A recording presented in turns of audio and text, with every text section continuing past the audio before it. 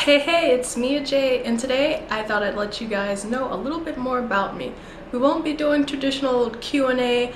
I thought I would embarrass myself a little more than that and tell you guys 3 embarrassing stories about myself just to show you how completely and terribly awkward I am. Alright, without further ado, let's get to it. I'm gonna start drawing. So my first story comes when I was just the tender age of 9, and it was my birthday, and my mom had gotten me tickets to see one of those cool summer concerts that the radio station was like holding and stuff like that. So I'm like, oh my gosh, I just turned 9, I'm so cool, I'm hip and grown up, and now I'm ready to go out to this concert. So I get dressed, my mom gives me like a cool new outfit, and my hair is all out and curly, and I'm ready to go, and I'm feeling like, you know, a regular doggone teenager.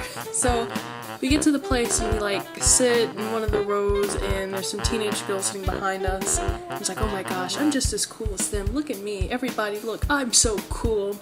It was just before the concert had started, and I was sitting out looking at all the cool teenagers and stuff, and I see, like, just randomly out of the corner of my eye, I see a butterfly, and I'm like, oh, that's pretty cool, a butterfly, and I turn around, and it's just sort of like not anywhere in sight when I turn around. And so I'm still like having a good time, and I'm chatting it up with my mom, and then 2 of the girls sitting behind me, one of them goes, excuse me, and I'm like, oh yeah, and I'm like, oh my god, she's talking to me, that's so cool. She's like, there's a butterfly in your hair. And I'm like, oh. And so I'm like, I'm shaking out of the poof that's my hair, and it was finally free, like, after God knows how long, and I just sort of sat there, you know, like, wallowing in my embarrassment, and there goes my ability to be a cool teenager at the age of 9. Yeah. Okay, so this next one is shorter, but the embarrassment factor has been upped by 10,000.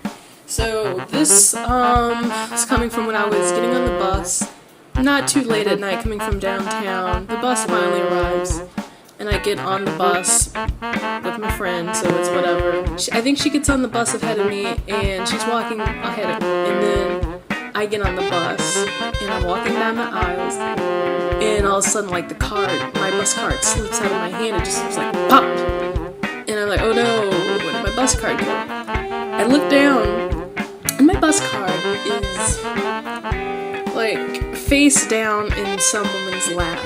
And I look down at the woman's lap, but I don't really look at her, so I don't really acknowledge, like, my brain doesn't acknowledge that this is a human being, and if you grab that ticket, you're going to be reaching down very closely to a human being on parts that you should not. And my brain, that executive decision did not go up to my brain, and so I just, like, reached down, grabbed the bus ticket from out of the middle of her lap, and I'm like, I'm sorry, I don't know what my brain is doing right now, but all of a sudden it's telling me I probably should have done this, and I just take the bus ticket, and I head all the way to the back of the bus, and I wallow in more embarrassment.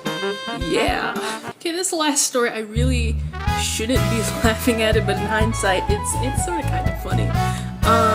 So this is when I was in Germany back in 2011 with me, my brother, my grandma, and my grandpa, and we were out at Schloss Neuschwanstein, or it's a castle, and yeah. Anyway, so there's like some hills and slopes and stuff, and the roads are made out of gravel, and we're sort of like walking down one of these steep gravel-like roads, or pathways, should I say. And all of a sudden, like, my grandpa makes like an abrupt stop, and I'm like, oh, okay, let's all stop right here, you know, in the middle of the pathway, I don't care.